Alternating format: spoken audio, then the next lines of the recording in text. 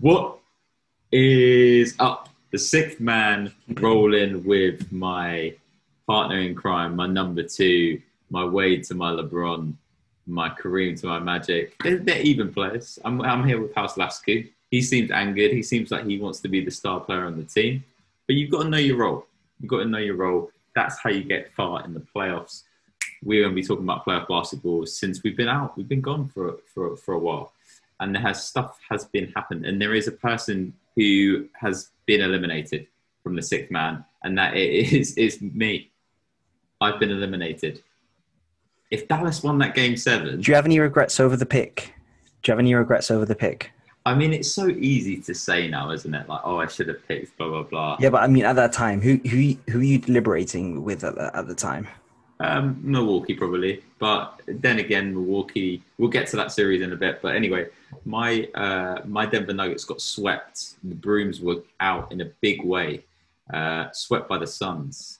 And Chris Paul really took over in that last game. They ended up winning by 7. Chris Paul, he's an absolute surgeon, the point god. 37 points, 3 rebounds, 7 assists, 14 of 19 from the field. He was getting to wherever he wanted. And the Joker, the MVP, clearly frustrated, tried to start a fight with Booker. His brothers are getting into it courtside as well.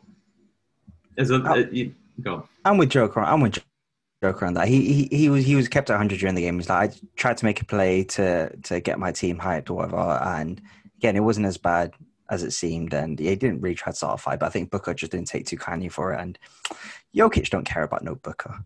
Jokic grew up in like these Eastern European Donnies, they grew up in like shitholes as well. Like it's always a funny. I remember speaking to me and Matt were speaking to one of his mates when we were talking about just football players in general, and how when they come to England, they're like, oh, they're not used to the English game. They're not used to this. Like, they're used to getting fucking kidnapped. They're used to all this madness that they do in their own home country. So like, obviously, Jokic isn't going to back down from Devin Booker. I think low-key Booker he's an instigator. I've seen him get in a lot of fights. You know, he pushed Schroeder to the ground earlier in the playoffs. He's got a little nasty streak to him. From what I saw from this series, the Suns were in control, and you could tell that the lack of depth at the guard position really showed for the Nuggets. And really, they just bombarded Jokic, and he didn't get the help he needed. And that's why we're going to talk about someone. And I know you're going to sound off on this, Ed. Is your boy AG? 8, 6, and 4 in the final game. He's only shot 3 of 8. There's really no excuses, is there?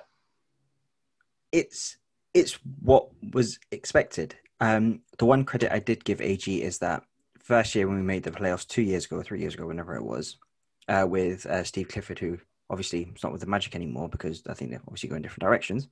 He was the only guy who performed better than he did in the playoffs than compared to the regular season. Now, he was also chatting a lot of grease when he left Orlando. Like, oh, it's fine. He good to be in a great organization, whatever. Like, yeah, you can talk all that talk. But when it came to performing, he himself would say he underperformed. Okay, he maybe came in mid-season, that didn't help him, etc. But this was to be expected.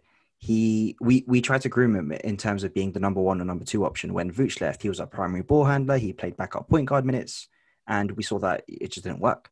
And I'm not surprised that Aaron Gordon played the way he did. Denver, I think, primarily got him for defensive purposes, and it showed how hot and cold he can be on offense, which is something Orlando Magic fans have been tearing their hairs out.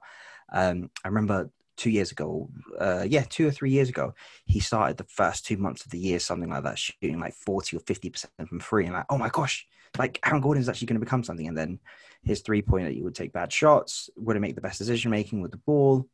That will start to happen, and again, happened for Denver. So.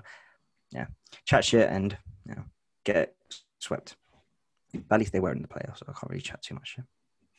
Well, we say goodbye to the sixth man myself, not goodbye to me being on here, because I'm still going to be around even though I finished last. But you know, pick last, finish last, it's okay. I've still taken the fat L. Let's be real here. All my teams are gone. But in terms of before we talk about the other matchups, the Suns. They've got Chris Paul out indefinitely because he's going through a COVID protocol. They're the first team in the final 4 teams. What do we expect for the Suns in the next round? it seems like the team is perfectly balanced. Yeah, but then we're trying to think, okay, who are they going to be praying for? And neither Utah or Clippers seem really in the driving seat. As soon as one of them seems like, okay, cool, we're going to do it, the other one's like, no, yeah, maybe not. If I would try to flip it back on you, if you were the Suns, who would you be more worried about? I would potentially say I would be more worried about the Jazz. Really. I don't know. No. You can, do you know what? There's no point doing a prediction because, like you said, it's flipped so many times between the different series. You think a team has an advantage, somebody goes down. Yeah.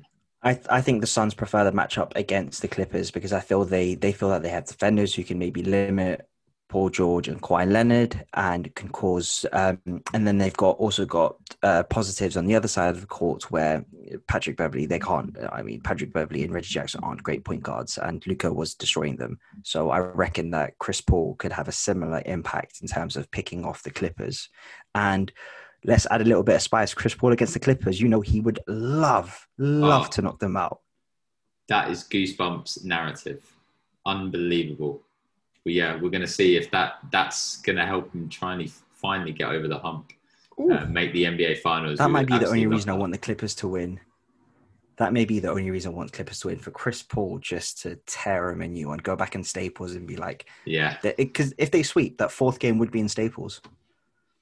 Just him to win on the road and close out that series. But yeah, hopefully he's back from COVID protocol. They've got a long rest. Jazz Clippers might be going 7, but we'll see.